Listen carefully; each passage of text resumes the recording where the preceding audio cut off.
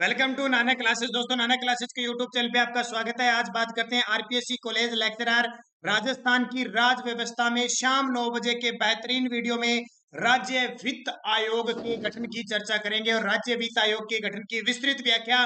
और आपको पता है छठा वित्त आयोग भी गठित हो चुका है हमारे राजस्थान में, उसको भी लेकर हम चर्चा करेंगे। पूरी चर्चा, इसके एमसीक्यू भी पढ़ेंगे, पूरी विस्तृत चर्चा भी पढ़ेंगे। तो स्टार्ट करते हैं। इससे पहले जल्दी से वीडियो को लाइक कर दो, शेयर कर दो। अगर आप चैनल पे नए हैं तो इसको सब्सक्राइब कर लो। तो पहले क्वेश्चन से शुरुआत होने जा रही है इस वीडियो की। राजस्थान में वर्तमान में कौन सा वित्त आयोग लागू है? करंट का पर्सन यहां से पक्का पूछा जा सकता है। देखो, अगर आपका एग्जाम, आपके एग्जाम के संदर्भ में जैसे 4 अप्रैल को आपका पेपर होना था, अगर उसी हिसाब से पेपर बन चुका है तब तो छठे वित्त आयोग की कोई चर्चा आपके एग्जाम में नहीं होगी। अगर नहीं बना तो पूछा जा सकता है राजस्थान में वर्तमान में कौन सा वित्त आयोग लागू है। उत्तर आ जाएगा छठा वित्त आयोग लागू हो चुका है। कौन सा? छठा। हर एक पहलू पे मैं क्वेश्चन लेके आया हूं, तो ज्यादा विस्तृत व्याख्या और लास्ट में मैं छठे वित्त आयोग की चर्चा भी करूंगा। तो वर्तमान में कौन सा वित्त आयोग लग चुका है? छठा वित्त आयोग, जो 2020 से 2025 की रिपोर्ट सौंपाएगा। हालांकि ये 2020 में लगना था, लेकिन कोरोना की वजह से एक साल आगे हो गया और ये 2021 से शुरू हुआ है, क्योंकि 5 साल के लिए एक वित्त आयोग का गठन होता है। राजस्थान में छठे वित्त आयोग के अध्यक्ष कौन है? ये बहुत इंपॉर्टेंट क्वेश्चन है। राजस्थान में छठा वित्त आयोग लगा है, उसके अध्यक्ष बने हैं प्रद्युमन सिंह। कौन बने हैं? प्रद्युमन सिंह राजस्थान के छठे वित्त आयोग के अध्यक्ष बने हैं। अगला, राजस्थान में राज्य वित्त आयोग का गठन किस अधिनियम के तहत किया गया? ये प्रश्न तो बार बार एग्जाम में आता है। राजस्थान में राज्य वित्त आयोग का गठन किस अधिनियम के तहत किया गया? उत्तर हो जाएगा 73वां संविधान संशोधन अधिनियम, अनुच्छेद 243(6). 73वां संविधान संशोधन अधिनियम 243 में के तहत, यानी उपयुक्त बी और सी। 73वें संविधान संशोधन में शहरी स्वशासन के लिए वित्त आयोग है और 73वें संविधान संशोधन में नगर यानी स्थानीय स्वशासन के लिए वित्त आयोग का गठन है। अनुच्छेद दो अलग अलग है, दोनों की चर्चा आगे के क्वेश्चन में हम करने जा रहे हैं। अगला, राज्य वित्त आयोग में अध्यक्ष सहित अधिकतम कितने सदस्य हो सकते हैं? ये कंठस्थ करना जरूरी है।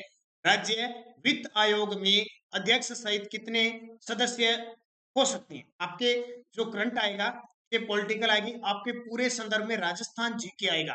हिस्ट्री, पॉलिटिकल, ज्योग्राफी और टॉपिक दे रखे हैं और टॉपिक के हिसाब से आएंगे। सिलेबस आपके पास है और हमारी आप नाना क्लासेस पे जाके जब प्ले लिस्ट में जाओगे तो उसमें RPSC college lecturer current affair special play list है आपके लिए। इस थर्ड पेपर की सारी प्ले लिस्ट है, करंट अफेयर सारे करवा चुका हूं मैं, और पॉलिटिकल, हिस्ट्री, ज्योग्राफी के जो जो आपके टॉपिक है लगातार चल रहे हैं, तो उस प्ले लिस्ट को खंगाल लीजिए। आपके लिए भंडार पड़ा है, खास भंडार पड़ा है।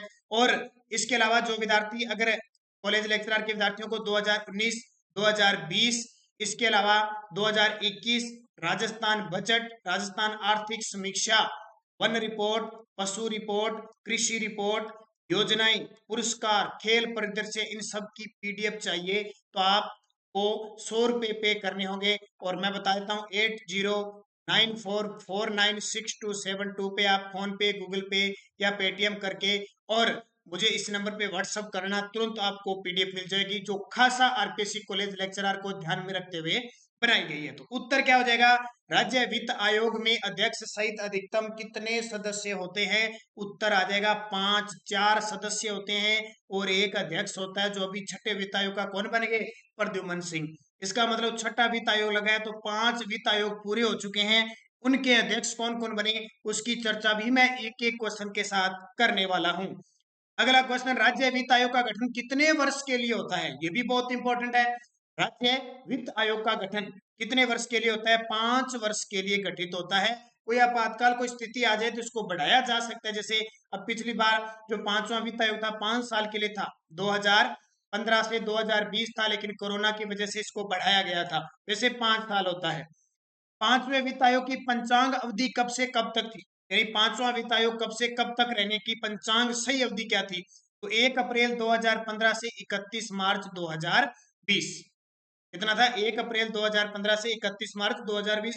ये तो बस कुछ कारण वजह से हटा था, बाकी पंचांग इसका सही समय ये था 5 वर्ष। प्रथम राज्य वित्त आयोग किसकी अध्यक्षता में गठित किया गया? अब ये क्वेश्चन आ चुके हैं आपके लिए। प्रथम राज्य वित्त आयोग देखो 1994 में गठित हुआ था, लेकिन प्रथम वित्त आयोग कौन थे? कृष्ण कुमार गोयल पहले अध्यक्ष थे। यानी प्रथम वित्त आयोग के अध्यक्ष कौन थे? कृष्ण कुमार गोयल, जो 1995 से सन 2000 तक रहे थे। पहला वित्त आयोग गठित 1994 को हुआ था, ध्यान रखना, लेकिन कृष्ण कुमार जी गोयल 5 साल 1995 से 2000 तक रहते। इस बात को याद रखना बहुत इंपॉर्टेंट है। अगला, पांचवें वित्त आयोग के अध्यक्ष कौन थे? अब ये भी चर्चित है, क्योंकि आपका अगर पेपर बन गया तो आपसे ये क्वेश्चन पूछ सकते हैं। पांचवें वित्त आयोग के अध्यक्ष जो 2015 से 2020 तक कार्यकाल था, लेकिन कोरोना की वजह से 21 हो गया, तो डॉक्टर ज्योति किरण पांचवें वित्त आयोग की अध्यक्ष थी। ये पेपर में पक्का आपके पूछा जा सकता है। वित्त आयोग का कुछ भी सिफारिशें पूछ जा सकती है। पांचवें वित्त आयोग की सिफारिशें आपसे पूछी जा सकती है। मैं लास्ट में एंड में पांचवें वित्त आयोग के बारे में पूरी चर्चा करूंगा, जो आपके एग्जाम की दृष्टि से इंपॉर्टेंट है। अगला, दूसरे राज्य वित्त आयोग के अध्यक्ष कौन थे? अब पहले तो कौन हो गए? कृष्ण कुमार गोयल थे। दूसरे कौन थे? ये क्वेश्चन भी पूछा जा सकता है आपसे। तो दूसरे कौन थे? हीरालाल देवपुरा। कौन थे दूसरे? हीरालाल देवपुरा। अब देखो सन 2000 से 2005 तक ये रहे, क्योंकि काल वही था, 30 मार्च से स्टार्ट होता है और 1 अप्रैल तक रहता है। अगला, यानी 1 अप्रैल से स्टार्ट होता है, सॉरी, ये सन 2000 से 2005 तक रहे।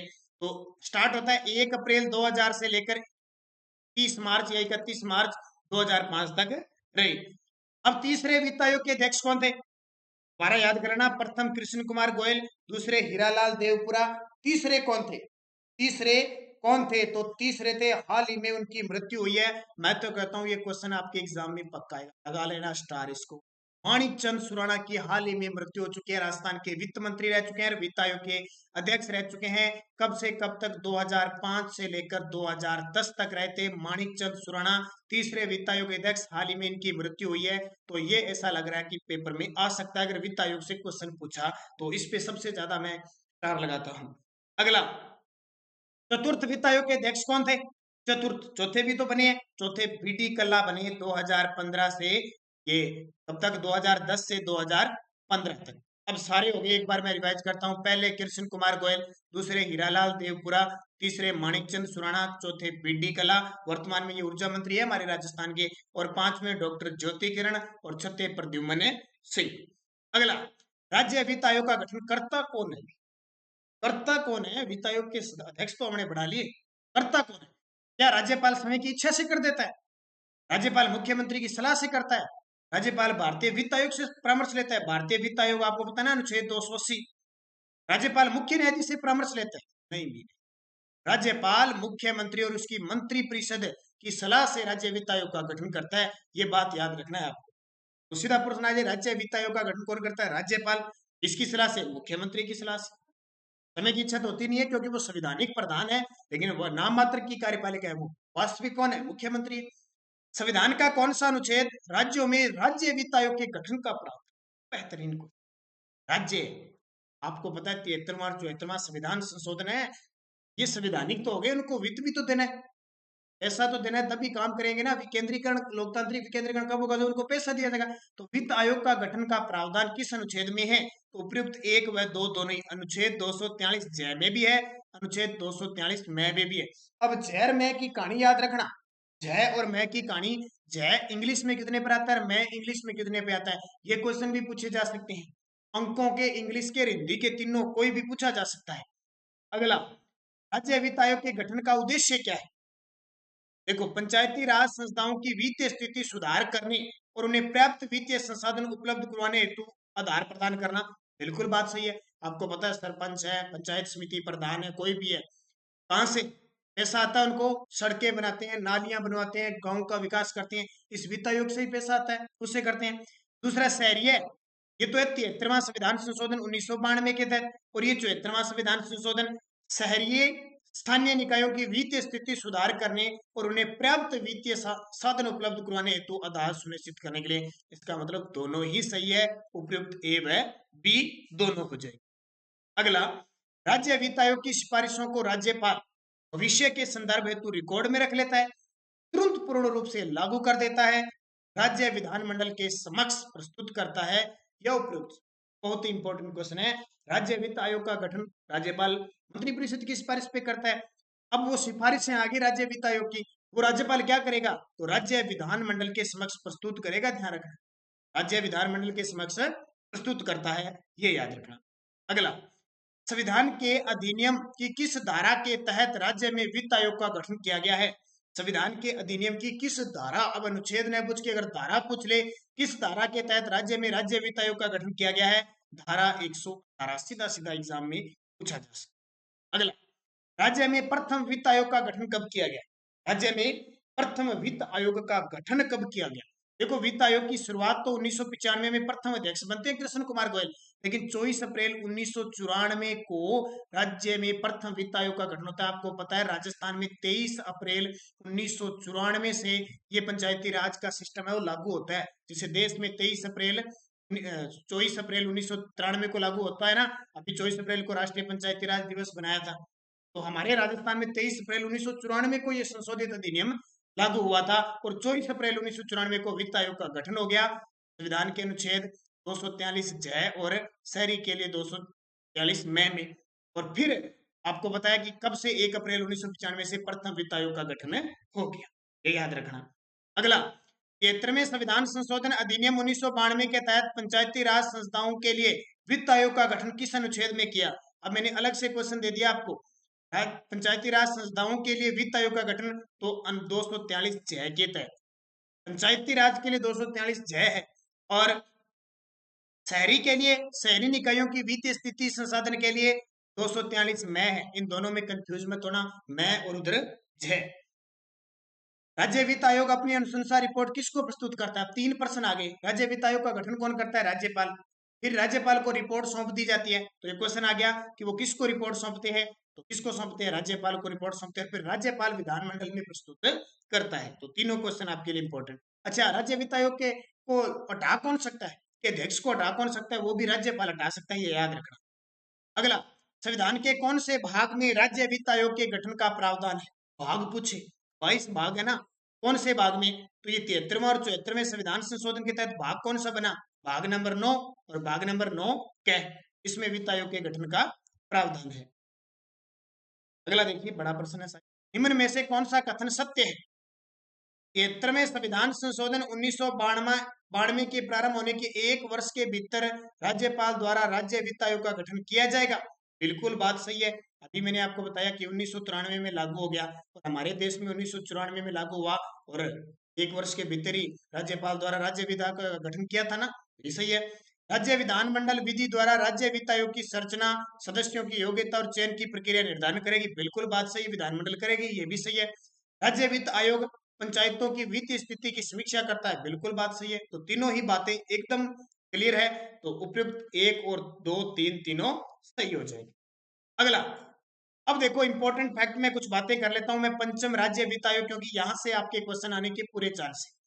आयोग द्वारा प्रस्तुत अंतरिम प्रतिवेदन यानी वर्ष 2016-17 के लिए के अंतर्गत की गई सिफारिश के अनुसार राज्य के समय के शुद्ध कर राजस्व के 71.82% हिस्से का वितरण वर्ष 2011 की जनगणना रिपोर्ट के आधार पर पंचायती राज संस्था और नगरीय स्थानीय निकायों के मध्य 75.1 और 24.9% के अनुपात में किए जाने वाली राशि का वितरण है। क्योंकि हमारी ग्रामीण जनसंख्या कितनी है, 75.1, और शहरी कितनी है, 24.9 है, तो उसके अनुपात में इनको बांट दिया। ठीक है, कितना, इनके शुद्ध राजस्व का 71.82%। ये पंचम वित्त आयोग की रिपोर्ट की सिफारिशें, ध्यान रखना। निर्धारित भारांकन के आधार पर देखो, जिले की जिला परिषद को 5% दिया गया, पंचायत समितियों को 20% दिया गया, और ग्राम पंचायतों को 75% हिस्सा राशि दिए जाने की स्वीकृति की गई। कुल प्रस्तावित राशि 2770.93 करोड़। ये पंचम वित्त आयोग की रिपोर्ट है, ध्यान रखना राज्य की। अच्छा, छठे वित्त आयोग की भी बात कर लेते हैं। देखो, कॉलेज लेक्चरर में क्वेश्चन आए नहीं, बाकी कोई भी एग्जाम है वो इंपॉर्टेंट है। अध्यक्ष बन गए इसके प्रद्युम्न सिंह, 14वीं विधानसभा के प्रोटेम स्पीकर भी रहे थे ये प्रद्युम्न सिंह। सदस्य लक्ष्मण सिंह और अशोक लाहौटी को बना दिया। राज्य वित्त आयोग में अधिकतम 4 सदस्यों का प्रावधान है। देखो, 2 तो बना दिए, और बना देंगे 2, और एक अध्यक्ष होता है। कार्यकाल रहेगा 2021 से 25, क्योंकि 4 साल रहेगा, 1 साल घट गया, 5 साल रहने थे, क्योंकि कोरोना की वजह से घटा दिया। पंचम राज्य वित्त आयोग की अध्यक्ष कौन थी, डॉक्टर ज्योति किरण थी, ये आपको याद रखना है। तो ये टोटल छठा वित्त आयोग हो गया और ये पांचवा हो गया। दोनों की मैंने क्लियर बता दी। देखो, अगर आपके एग्जाम में राज्य वित्त आयोग से क्वेश्चन आएगा तो इससे बाहर नहीं जाएगा। इंपॉर्टेंट से इंपॉर्टेंट मैंने चीजें आपको सारी बता दी। तो लगातार आपके देखो, उससे पहले मैंने राज्य निर्वाचन आयोग, राज्य मानवाधिकार आयोग उसके वीडियो दे दिए, विधानसभा, मुख्यमंत्री और राज्यपाल की वीडियो दे दी। अब जो भी जो महिला आयोग वगैरह पॉलिटिकल का उच्च न्यायालय रह गया वो सब मैं दूंगा।